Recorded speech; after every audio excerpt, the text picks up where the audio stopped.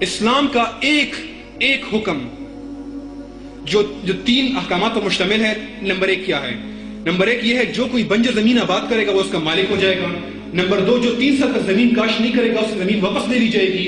اور نمبر 3 مزارعت جائز نہیں ہے۔ ساری زمین جو 1 لاکھ ایکڑ خالی پڑی ہے اور باقی جاگیرداروں کے پاس ہے وہ تقسیم ہو جائے گی لوگوں میں۔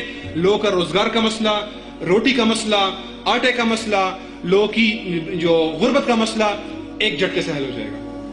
یہ ہے اسلام جو ایک جھٹکے سے آپ کے مسائل حل کر دیتا ہے۔ اس طرح ایک اور مسئلہ یہ ہے کہ میں دن رات محنت مزدوری کرتا ہوں اپنے بیوی بچوں کا پیٹ پالنے کے لیے، اور جب میں تنخواہ لینے کا وقت آتا ہے تو میری تنخواہ میں سے 30% تو ڈائریکٹ نہ چیک کٹ جاتا ہے ٹیکس کے لیے، ٹیکس کٹ جاتا ہے۔ اس کے بعد 70% میں گھر لاتا ہوں، اس میں سے جب میں کوئی راشن خریدتا ہوں اس میں سے 16% جی ایس ٹی کٹ جاتا ہے۔ اس کے بعد پارکنگ کی فیسیں الگ ہیں، جب پیٹرول خریدتا ہوں اس پر 35 روپے لیٹر ادھر سے کٹ جاتا ہے، جب میں بجلی کا بل دیتا ہوں اس کے اوپر سرچارج، ایڈیشنل سرچارج اور ود ہولڈنگ ٹیکس الگ کٹ جاتا ہے۔ اگر اپنی والدہ یا بھائی سے بات کرنے کے لیے موبائل میں ایزی لوڈ کرتا ہوں تو اس پر 31% ٹیکس کٹتا ہے۔ ملا کے 31% ٹیکس میرے موبائل کے ایزی لوڈ سے کٹ جاتا ہے۔ یار تنخواہ میں میرے پاس بچتا کیا ہے؟ یہ تو میں زرداری کا پیٹ پالنے کے لیے محنت کر رہا ہوں۔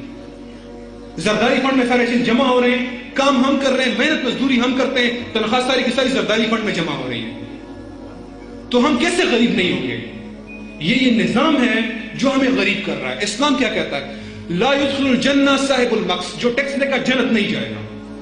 ان صاحب المقص فی النار، جس نے ٹیکس لیا دوزخ میں۔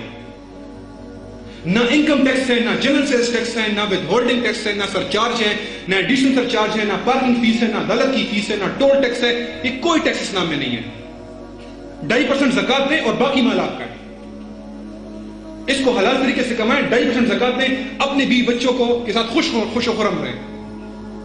یہ اسلام کا مسئلہ حل کرتا ہے اس طرح سے آپ کے سامنے۔ اس طرح ایک اور مسئلہ یہ ہے کہ دڑا دڑ چیزیں مہنگی ہوتی جاتی ہیں، اور جب مہنگی ہوتی ہے تو پھر اس کی کوئی سپیڈ ہی نہیں ہوتی، 5th گیئر کے اندر وہ ڈائریکٹ اوپر چڑھ رہی ہوتی ہے۔ ابھی چینی 45 تک پہنچ گئی ہے آپ کے سامنے، چاول 100 روپے کلو تک پہنچ گئے، گھی 150 تک چلا گیا تھا، جب وہ سلنڈر ہے وہ 88 روپے کلو تک چلا گیا ہے سلنڈر کا گیس۔ اور سیمنٹ، اور بڑی چیزوں پہ چلے جائیں، سیمنٹ ہے 240 پر ہوگا اور پھر چند دنوں کے اندر 375 تک پہنچ جائے گا۔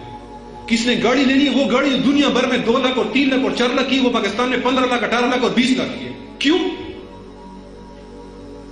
ایک وجہ سے مغرب کا سرمایہ دارانہ نظام اجازت دیتا ہے کہ جس چیز کی امپورٹ حکومت بند کرنا چاہے بند کر دے۔ اسلام ایک حکم سے مسئلہ حل کر دیتا ہے، امپورٹ پر کوئی پابندی نہیں ہے۔ خلافت کا شعری ہے وہ جو چیز امپورٹ کرے گا اس کے اوپر نہ ایکسائز ہے، نہ کسٹم ہے، نہ کوئی بھی ڈیوٹی نہیں ہے اس کے اوپر۔ وہ لائے ملک میں، اب میں دیکھتا ہوں سیمنٹ والے مہنگا کرے نظر آنا، چینی مہنگی کر کے دکھائے، دنیا میں 20 روپے کلو بک رہی ہے، ہم 45 کا بیچ رہے ہیں۔ کیوں؟ امپورٹ بند ہے۔ گاڑی میں مجھے 15 لاکھ کی بیچے نا ذرا، میں باہر سے منگا لوں گا، سیمنٹ باہر سے منگا لوں گا۔ یہ ہے اسلام کا نظام جو آپ کو سستی چیزیں دے گا، آپ کے ساتھ کوئی دھوکہ نہیں ہونے دے گا، ذخیرہ اندوزوں کا کلا کما کرے گا۔ یہ ہے اسلام کا نظام۔ اسلام کا نظام آپ میں بالکل آخری حصے پہ، اسلام کا نظام غیر ملکی قرضوں کو اجازت ہی نہیں دیتا۔ ہم اپنے قرضوں کے 12 گنا دے چکے ہوئے ہیں، کوئی جائز ہی نہیں ہے غیر ملک سے قرض لینا، IMF اور ورلڈ بینک سے قرض لینا شرم حرام ہے۔ سود جس نے ہماری معیشت کو دیمک کی طرح چاٹ لیا ہے پہلے دن سے ختم ہو جائے گی۔ ہمارے ملک میں موبائل کی فیکٹریاں کیوں نہیں ہیں، کمپیوٹر کیوں نہیں بنتے؟ یہ پیٹنٹس اور کاپی رائٹس لگائے ہیں انہوں نے۔ اسلام اور خلافت جوتے کی نوک پر رکھے گی ان کی پیٹنٹس اور کاپی رائٹس کو۔ پاکستان میں بنیں گے سارے موبائل بنیں گے، ہمیں باہر سے امپورٹ کرنے کی ضرورت نہیں ہے۔ پاکستان میں بنیں گے سارے لیپ ٹاپ کمپیوٹر بنیں گے، ایڈوانس انڈسٹری بنے گی، F-16 بنیں گے، الخالد ٹینک بنیں گے، اور دنیا کی جو اسٹیلتھ بمبر ہیں سارے کے سارے پاکستان میں بنیں گے۔ ہم کسی پیٹنٹس کو نہیں مانتے، کسی کاپی رائٹ کو نہیں مانتے۔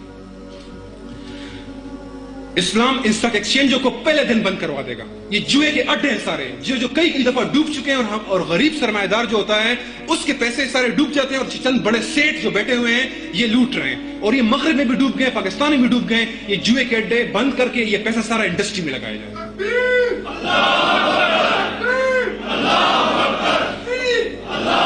اور اگر کسی شخص اس کے باوجود اس کے پاس روزگار نہیں ہے، اس کے پاس پیسہ نہیں ہے، یا وہ اپنے گھر والوں کو نہیں کھلا سکتا، تو خلافت اور خلیفہ ڈائریکٹ ذمہ دار ہوگا۔